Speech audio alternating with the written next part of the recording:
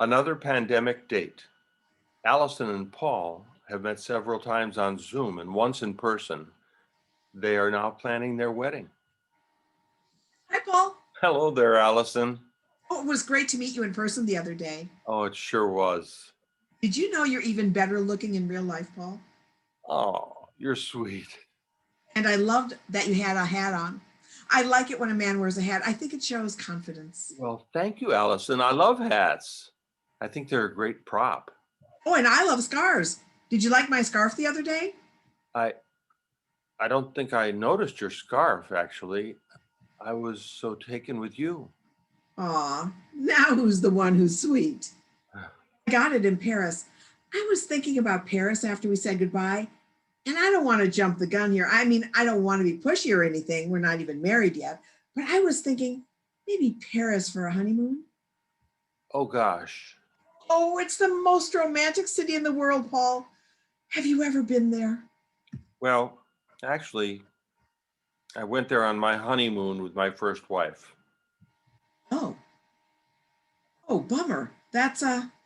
Oh, that's a bummer. I'm sorry. Yeah, me too. I was imagining us in the Jardin de Luxembourg, eating crepes, walking by the Seine, kissing on a park bench somewhere near the Eiffel Tower. Well, we could still go, maybe. Oh, nope. No, no, no, no, no. That would not do at all. I'd just be thinking about you and your ex-wife the whole time, and that wouldn't be romantic one bit. If we were making love, I'd probably be thinking, did he make love to his ex-wife near this spot? Or did they have a picnic in the Bois de Boulogne? And did he feed her a grape too? And tell her that he loved her more than anyone in the world? Yes. Yes, of course. You understand. Of course I do. Absolutely. Thank you. I mean, I know I seem very secure, but I'm not. I suffer from insecurities about my lovability. It goes back to my childhood. I'm working on it, but, well, Well, let's go somewhere else romantic. Like like Venice. We could take one of those rides in a gondola. I've always wanted to do that. And I think that's where George Clooney got married, and he certainly seems to know what he's doing. no, no, that wouldn't do it for me, Paul. I don't swim, Oh, and I think I'd be afraid of falling out of the gondola and drowning.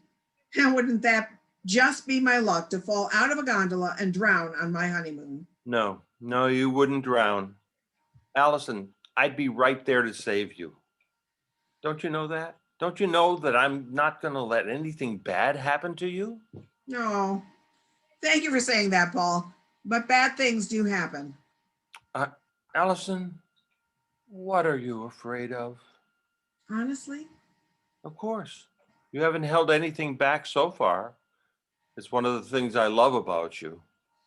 well, I think I'm afraid that if we're really happy together, something bad's going to happen. And I don't know why, but there's something about being in Paris. Maybe because it's the ultimate city of love. It makes me feel protected and safe, like nothing bad could ever happen there. Oh, Allison, I'm so sorry. Yeah, me too. You think I could let myself have a honeymoon anywhere in the world and enjoy it, right? I mean, that's what normal people do, right? I I'm not normal, Paul. The happiest moments in my life have always had a shadow of fear in them. I'm always wondering when they're going to end and then what?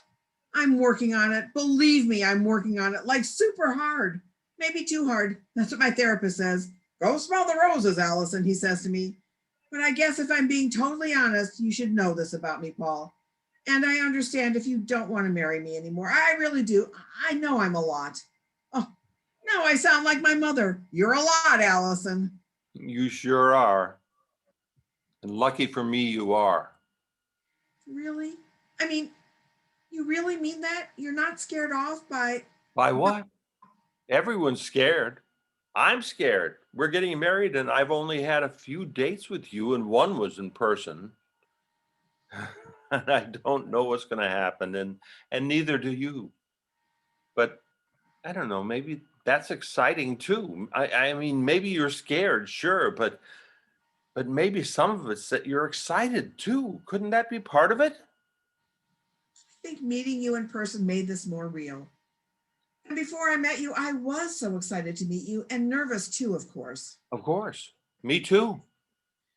But then, after you kissed me goodbye, I noticed this thing happen in my stomach. Butterflies? Me too. No, not butterflies. Dread. Dread? Yeah, dread. But why? Because it was the perfect moment when you kissed me. Where can you go from a perfect moment but, downhill? I mean, the excitement will end at some point, right? We'll get used to each other, maybe even a little bored. That happens with everyone, doesn't it? And I don't want to feel the letdown in that, I guess. So I just take away my excitement myself before that can happen. Oh, Allison, I could never be bored with you. You're fun and you're fascinating. Sure, you've got a dark streak, but who doesn't? I mean, did you think you might scare me away with all this? Maybe. I don't know. Well, it's not working, that's for sure.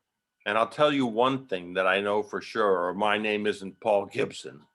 What's that? Allison Pomeroy, you are the most interesting person I've met in my life, and I can't wait to marry you. And I know you wanted a nice wedding and everything, but I'm just saying, I'd run off to City Hall with you tomorrow if you felt like it. City Hall? Well, it's not Paris, but it's romantic, I've heard. Yeah, I've heard that too. Blackout.